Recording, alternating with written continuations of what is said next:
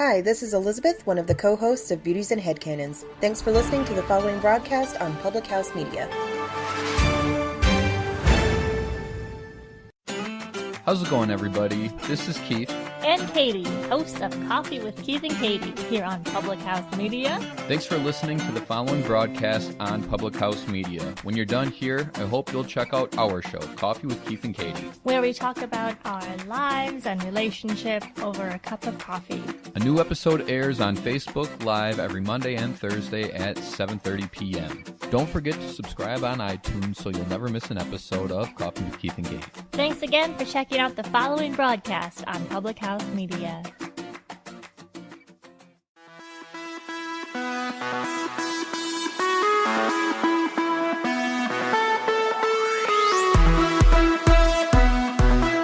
Hey, pageant pals. Welcome to Cringe and Dangerous. No, Crown and Dangerous. I'm Maddie. And I'm Jess, and this is our first episode 1. Ooh, ooh. So we're just kind of going to go through and first introduce ourselves, first of all, for people who don't know us. They're probably like, who are we listening to? Why are you relevant? Yeah, who are you? Yeah, we'll just kind of give an overview of who we are, what we're all about, what we do. Who are you? And then, kind of talk about what the heck is going on with the Miss America organization and maybe where we hope that that'll go. Yeah, this is our first episode, and it's entitled WTF is going on Miss America, or what is going on with Miss America. Yeah, it's a mess. All right, let's start off on a good note. Maddie, tell me about yourself. Oh, I thought you were going to go first. No, you're going to go first. Okay. Kick it off. Okay. Well, my name is Madeline, and I'm originally from central Wisconsin. And I started competing in the Miss America organization. I've never done any other pageant, so no toddlers and tiaras over here. But my first pageant experience was running in my hometown pageant when I was 17 years old, and now I'm 22. And I think it's safe to say since I did my first pageant, I became sort of hooked. Everyone calls it the pageant bug, and a lot of people get it. And my first pageant I competed in, I was first runner-up. And like I said, I caught the bug. And then I went on to hold 4 titles after that. And something that I really took away from competing is finding my voice. I don't think I could have ever been on any sort of podcast when I was 17 and before I started doing Miss America. Because not only extra cringe. did I not know how to speak at all, but I was also really weird. And I mean, they'll probably already think I'm weird, but I was really weird and awkward and shy. I started competing because I was a dancer, and dancing was kind of my outlet to share how I felt and my experience. And then it kind of turned into Miss America after I graduated high school. And I also then went to UW La Crosse, which I just graduated from in May. And oodles and oodles of that scholarship. Oh, why did I use the word oodle? And I gained oodles of scholarships. Yeah, I gained over the 4 years of competing, freshman year through senior year of college, lots and lots of scholarship money, which went towards my education. And I'm debt-free now, which is fantastic. All right. Oh my gosh, I'm jealous. I'm jealous that you're debt-free because I am not right now. Yeah, so I grew up right around central Wisconsin as well, south central Wisconsin, and so I got involved. We were not friends. We had no idea who each other was. Nope. But yeah, I got involved. There was a woman in my community who was an executive director for a local pageant, and she kind of came up to me and she was like, "Hey, I kind of have an opportunity for you," and I was like, "Okay." So I just got involved, and I didn't really know much about Miss America. I mean, I'd watched it on TV a couple of times, but I wasn't like super indebted in it until that first experience. Plot twist. She approached you with a pyramid scheme. This is what you're doing. You only have to recruit 500 people to make money. But yeah, so my first pageant experience, I was an absolute mess. Same. I thought that I knew what I was doing, got myself a good spray tan, and just kind of like went out there in like a makeshift dance costume. Yeah, it was just a mess. But that first time, like it really opened my eyes to what an interview should be like. And I cried in my interview. I don't know if you knew that, Maddie. I cried in my first interview. Why were you crying? Oh gosh. Well, at that time, my platform was liver disease awareness because, yeah, it's something that like is totally like doesn't relate to me personally, but my grandpa had just passed from liver cancer that same year. Maddie's laughing right now. I'm watching. Just because if you know Jess, like I would have never expected her to have a liver cancer disease platform. Yeah, that was my first platform because my grandpa had just passed away, and then when I heard that I needed a platform for my first pageant, then I was like, okay, yes, like this makes the most sense. Go to. But it was so new that it was literally like just a handful of months after my grandpa passed away. And so of course the judges are going to ask me questions about my platform, and I just started bawling. If it makes you feel better, my very first pageant interview, again, my platform was cancer awareness, which all my grandparents had, so I can relate to you on that aspect. Yep. Asked me what the number one like deadliest cancer was, and I had no idea. Like that's common knowledge that you should know if that's your platform. So that was super embarrassing. We'll get into all that platform stuff on another episode and like how to develop your platform because these first platforms were just not they were not good. So yeah, but after that I felt like I had to keep going because it was something that I really had a lot of fun with, and the scholarship dollars were of course a perk because I was going to be a freshman in college, and I was like, okay, this is expensive and I can't do it on my own. So that was a perk. And so since 2014, when I first got involved, I've held 2 titles. And then that was throughout when I was in college too. I was I was a sophomore in college when I had my first title, and then just wrapped up my second title here. Today is actually my last day of my title. And yeah, I graduated from UW Stevens Point right in central Wisconsin, and I've earned, gosh, I don't know how many scholarship dollars. I know. I think I counted mine once, and I think, but mine it was over 10,000. But yeah, mine's probably pretty close to that too. I think I think it's actually between 15,000 and 20,000. Maybe. I'm not sure. We'll give that total on another episode. For sure. Yeah. But yeah, so I felt like I had to continue in MAO and just kind of gain some more experiences, and the rest is history. It's been just like a really, really cool experience since then that's given me a lot of skills, both for my personal life and professional life too. Yeah, I feel like I had no idea how to interview when I first started competing. Oh no, I mean, not at all. You definitely have on and off days with interview and with pageants in general. That's kind of what I always say, but oh my God, I had clearly, since I didn't know anything about my platform when I was competing. But right. But honestly, like now I feel like I can walk into any interview, whether it be like a job interview or an interview with like a news outlet or something like that, and feel like I know what I want to talk about.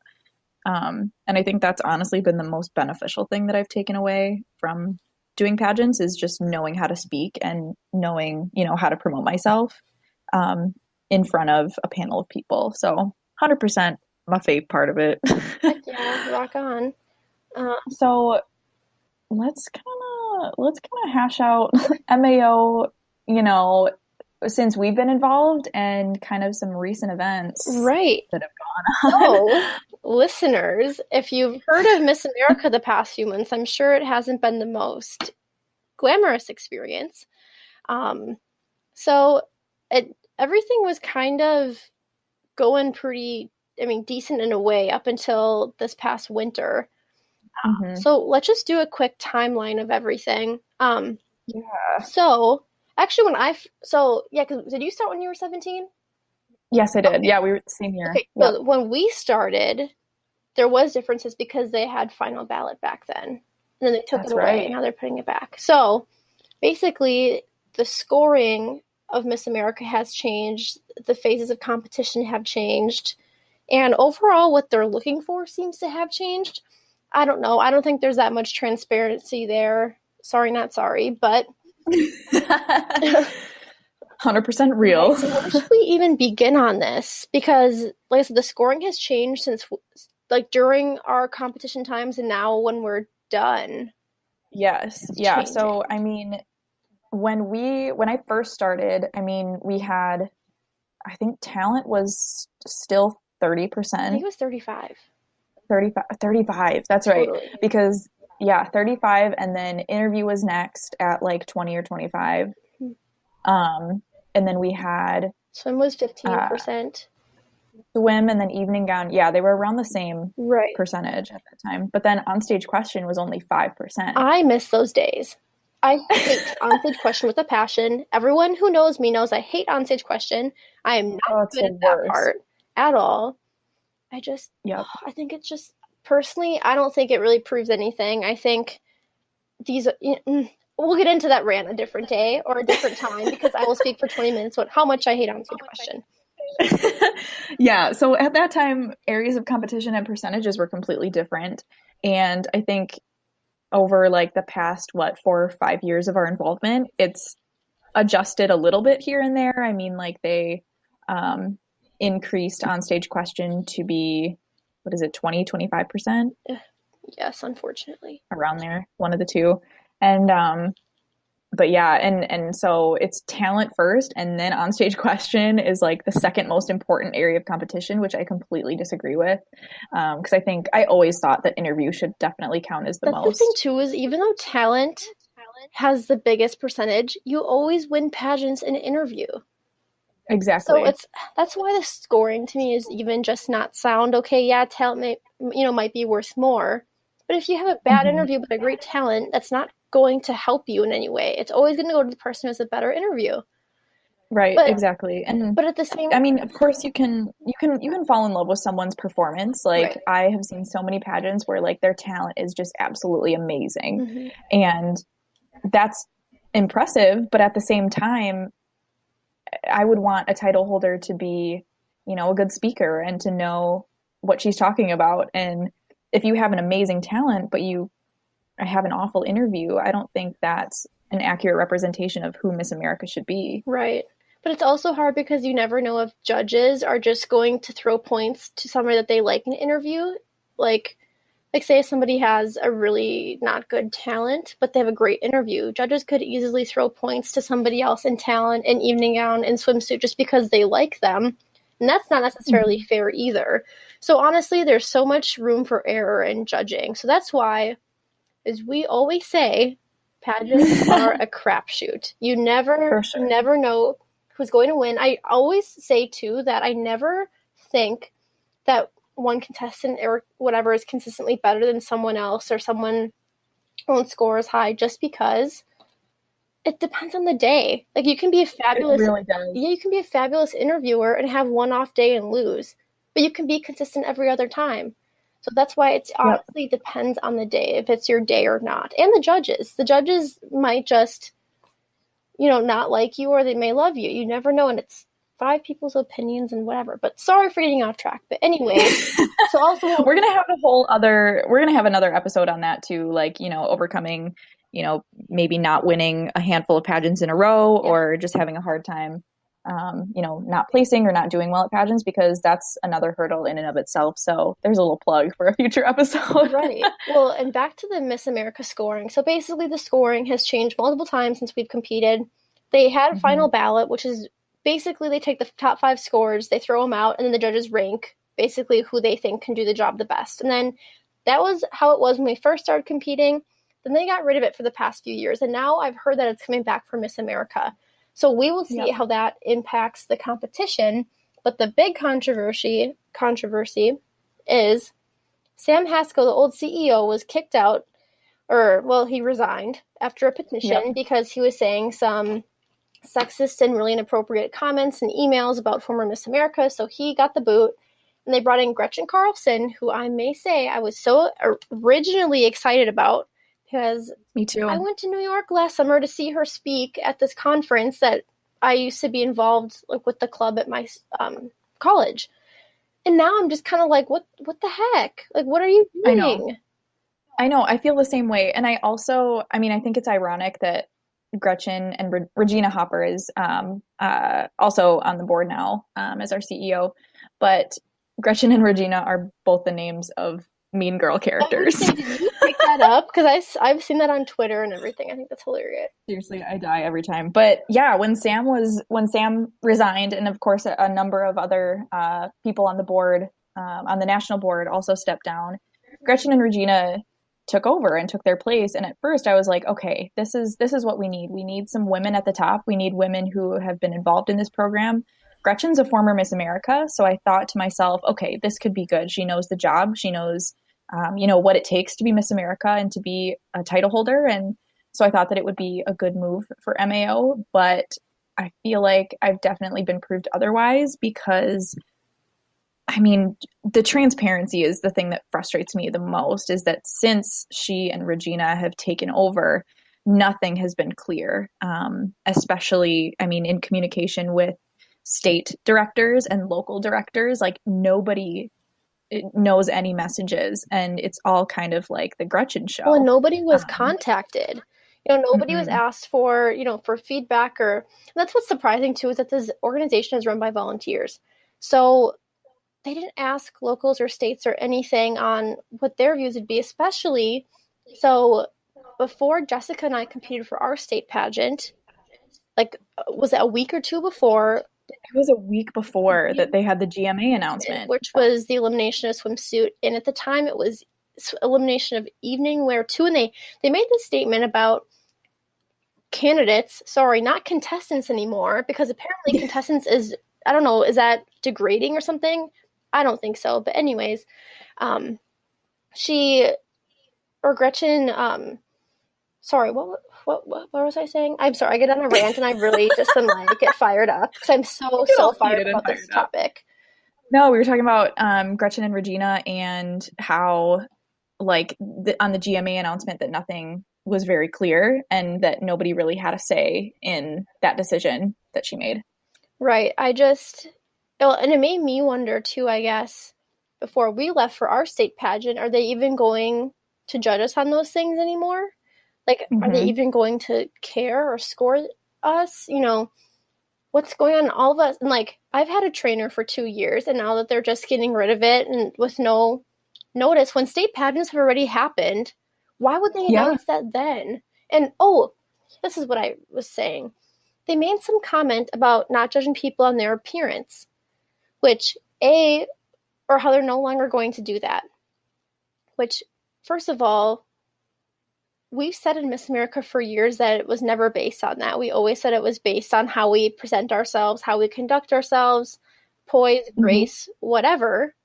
But now she's kind of, backtracking and kind of giving that perception to people that that's what it was always about, which... Right. And it never was. I mean, you could argue, I guess, in like 1921 when the organization started that it was, a bathing suit contest in the very beginning. But since then, I mean, it was in conjunction with like a fall festival, and it was a tourist attraction. And over time, like when MAO adopted the scholarship aspect and the service aspect by incorporating platforms, that it really wasn't at all about appearance. And it kind of frustrated me that Gretchen was like, well, we're taking away swimsuit because this is not about appearance. This is not about what a woman looks like.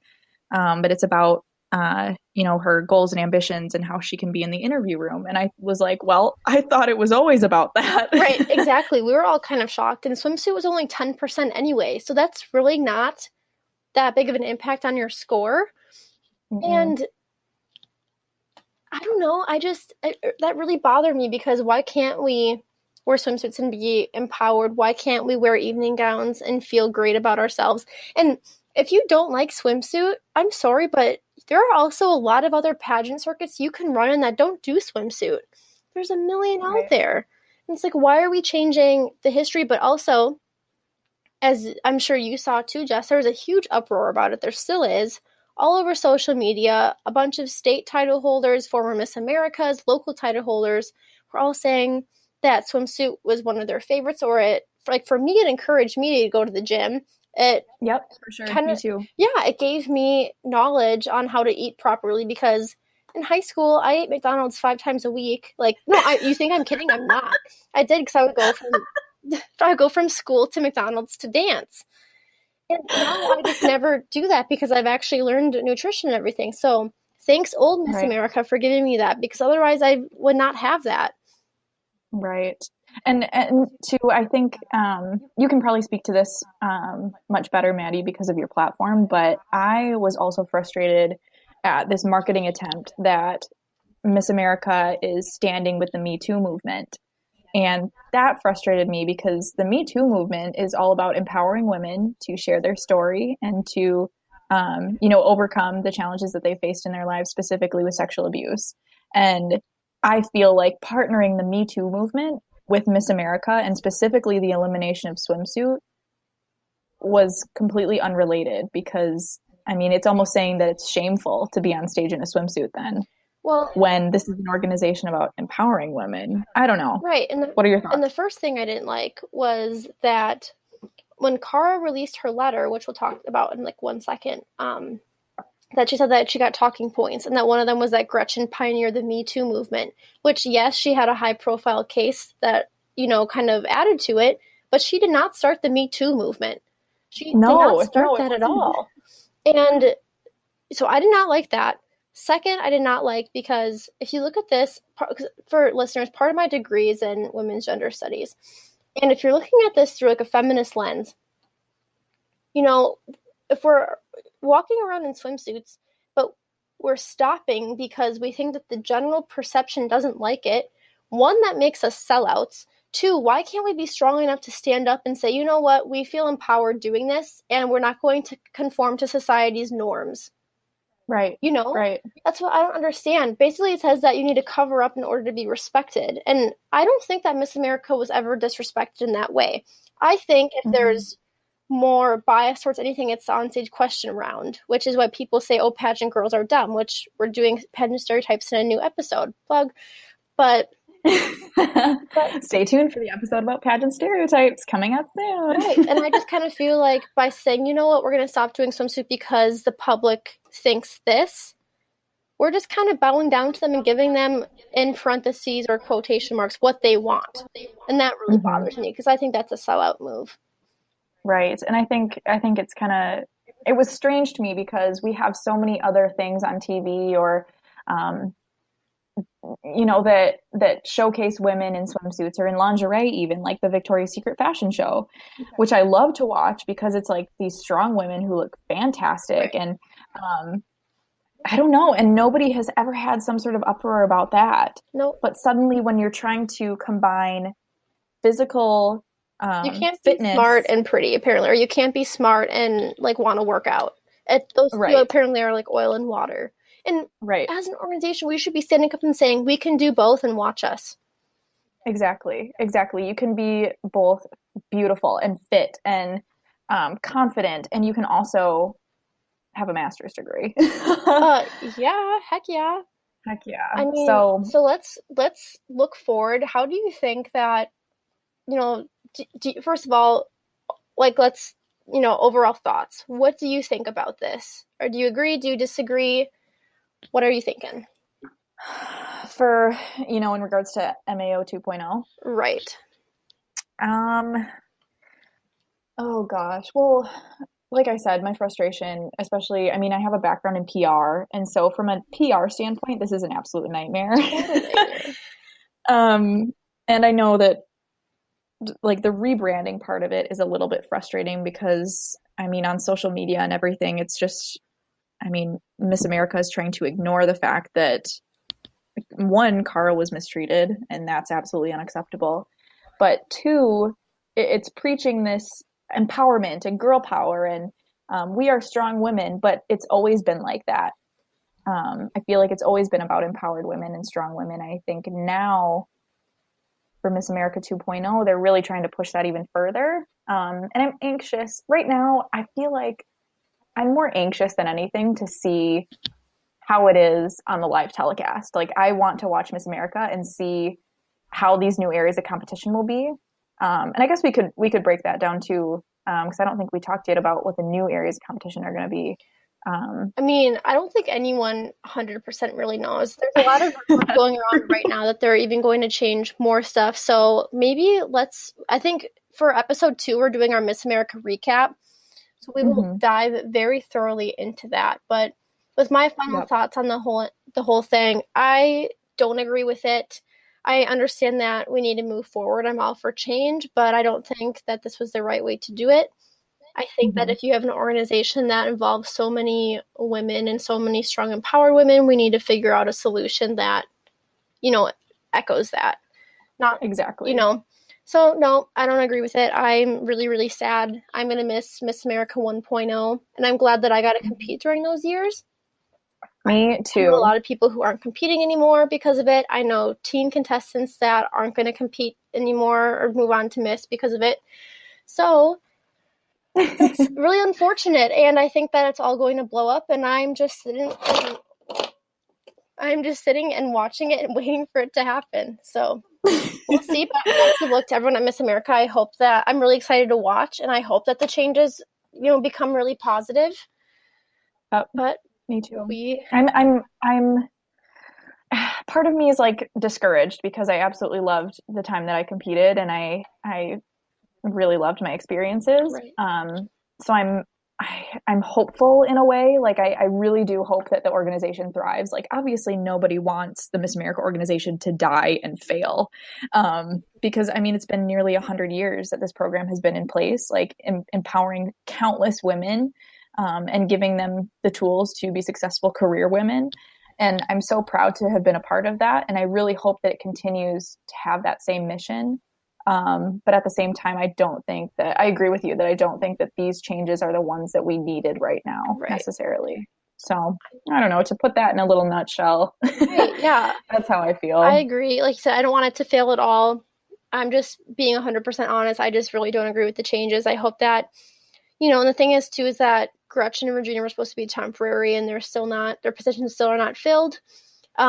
People keep leaving the board, and I don't really understand why, because the way that they could change the leadership is if they all outvoted people. But I don't know. Honestly, time will tell. Everything happens for a reason, and I'm just sticking around and waiting for it. But me too. And I'm nervous for the contestants that are going to be competing, in the next couple of months, like even for your title, Maddie, coming up, right. That nobody's really 100% sure what's going to happen or how these areas of competition will be, adding in new interview areas or, on-stage question sorts of things or whatever it may be. Right. I'm anxious for them, but I really hope that this program is successful, but I'm glad that I will be on the outside looking in. Yes. To anybody listening who's competing, I still support you and we still support you, yes, but 100%. This is just our experience and our time in the MAO. So Yep. I loved my time in MAO and I think right now, especially, I mean, both of us are ready to start our careers and move on to a new stage in our lives. Right. So, but 100%, I still support every girl that chooses to stay involved because it is a great organization and it's a program that I fell in love with, but we will see what happens. And just a quick side note, if you are still competing in everything and whatever, I know a lot of people are really scared to share their thoughts, but honestly, if there's one thing we learned through Miss America throughout the past, how many years you've been competing, or if you're just a listener, to stand up and use your voice. I've seen a lot of states sign the Stand With Cara message, but still a lot of the title holders are afraid to talk about it. So, use your voice and stand up for what you believe in, because that's something that I would really like to see. And I know you would too, Jess, and I think everybody would find that really cool. But as we move on to something a little bit happier and less ranty, we're going on to our next segment called What Would You Rather? Crowned and Dangerous Edition. And thank you to everyone who has listened this far. Because I feel like, of course, there may be somebody who clicks on this podcast that is maybe just interested in pageantry or has heard about the Miss America controversies. So thank you to those people who have stayed with us, because at the end of every episode, we're going to try and do a little bit of something lighthearted, especially if our episode is a little bit more serious like this one.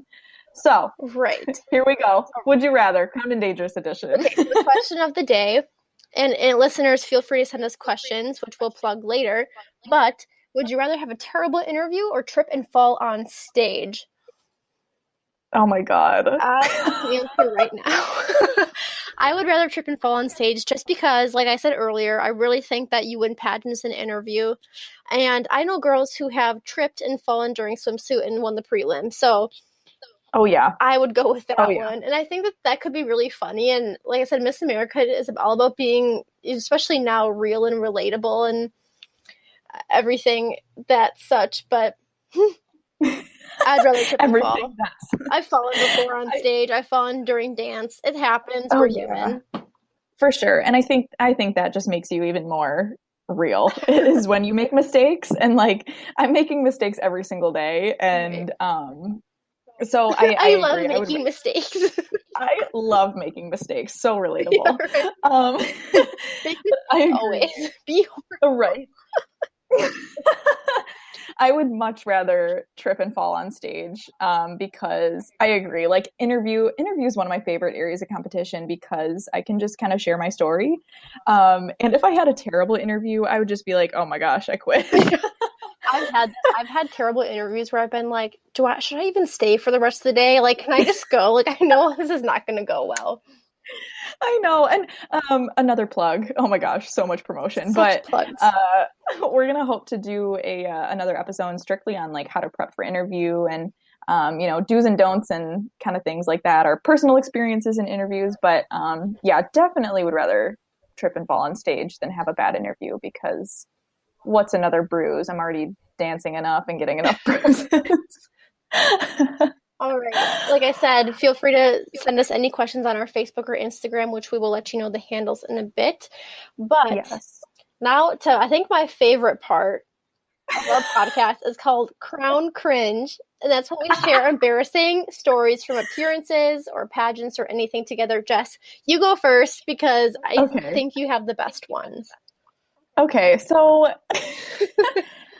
oh my gosh. I've always made it a goal of mine with both of the titles that I have to try and make lots of appearances. And I feel like at every single appearance, there's always like one little thing that might be weird or awkward. But the thing about being a title holder and going in an appearance is that you have to stay composed. Like you really have to present yourself positively. But there was this one time I was at an event and there were a lot of kids there. It was really, really fun because I got to meet a bunch of the kiddos and take pictures and stuff. But it was a very busy event and there was a couple of kids, specifically this little girl that was kind of following me around a little bit. And I thought it was cute. But then she lost her parents. And I was like, I don't know where your parents are. She was just kind of following me around. And I was like, I'm not your mom. And so I was like, oh my gosh, what do I do? So I went up to one of the people who was volunteering at this event. And I was like, this little girl is following me around. I don't know where her parents are. I'm not really sure where she came from. But I need to get her back to her parents. So they made a couple of announcements and stuff. If like a parent has like a missing child or something, meet them at this point. It got to the point where I had to call the police to come to this event. I don't know why this was my responsibility, but I felt responsible because this little girl was following me around. But I ended up calling the police to make sure that this little girl found her parents because the volunteers were like, "Oh yeah, we'll make an announcement. They'll show up. It'll be fine." So I just like spent majority of my appearance sitting with this little girl, and the police came and like talked to me and talked to this little girl and was trying to like figure out like her parents' names and things. But that was definitely like a very interesting experience, having like a little girl follow me around and ending up calling the police on her. Right. I look back when I was 18 and I loved that was my first title, my hometown title, and I loved that and work with great people. But I was just cringy in general. Like I had no idea what I was doing. I would only wear black eyeshadow, black eyeliner, and I would wand my hair but not comb through it. So it was constantly frizzy. I remember, I think one time I had an appearance, which I think we did one of these. Oh no, maybe we were off years, but we did an appearance and there was a bounce house there. And I remember thinking I could go down the slide in my dress. Oh no. I know where this is going to go. Right. I had tights on. But Okay. I think you can imagine like what happened, and there was children around. It was just so cringy and embarrassing. I will never. Ugh. So, word of advice, don't get in a bounce house or go down a slide or anything wearing a dress. Well, and I was wearing a metal crown, which could have easily punctured the structure. Then everyone goes down with you. If I'm going down, we're all going down. You're banned from the event forever. No. They're probably like, thank God she's done competing. Ugh, not her. Oh my gosh. All right. We're gonna start wrapping this up here because I'm sure the people listening are like, oh my God, what is this? Why did I click on this podcast? Oh my gosh. Okay. Do you want to do some tips and tricks? Otherwise, we can just wrap this up right away. Do you have a quick tip or trick? I do. I have one tip. One real solid tip here. Tipping. I think when it comes to competing, make sure that you have all of your wardrobe. Because for my most recent title, I showed up at the pageant and realized that I forgot my swimsuit at home, which was 2 hours away. What is this? Your local title or state? Yeah. Oh, local title. Nice. Completely forgot my swimsuit. We love a real queen. Yeah, so just make sure, before you compete, make sure you have all of your wardrobe, everything that you need to compete, and you'll be golden. That's all I got. I would say I literally hate when you ask somebody for advice and they just say, be yourself. Like, I think that's so stupid. And I think the message behind it is good. I would rather say be authentic or be genuine. Don't see what everybody else is doing and think that it's just going to magically work for you. Right. And be the best version of yourself. Yes, you are great, but everyone can use some refinement or some help. So don't be afraid to ask for that help, and make sure you're really open to direction as well and listen to people, because I think that's super important. But yeah, just be the best version of you and be authentic. Yep. Just honestly, do what you want, because I feel like the times where I have been the most authentic at a pageant is when I just kind of throw everything out the window and just be like, okay, I am who I am and I've prepared the best that I can. So let's just show them what I got. Yeah, being relaxed is so important, I think. I've been crazy before, and those are the pageants that I've just tanked. Yeah, for sure. All right. We can get into that in another episode too. All right. Our next episode is going to be the Miss America recap. So all of our thoughts on the live telecast, favorite contestants, favorite talents, and of course the production behind it. But be sure to follow Public House Media and Crowned and Dangerous on Instagram. Those are exactly how they sound, at Crowned and Dangerous. Like us on Facebook. Like I said, comment and slide into our DMs with any questions or topic suggestions. Yes. And also, I'd like to give a shout out, first of all, to Public House Media, because they let us get on these mics. So yeah. shout out to PHM and the team there, because they've been really great to work with. But yeah, that's all we got for this time. Yeah, I hope they're not regretting it now. All right, guys, this has been Maddie and Jess reminding you to always wear your invisible crown, keep it real, and if you don't know what to say, world peace. Bye, guys.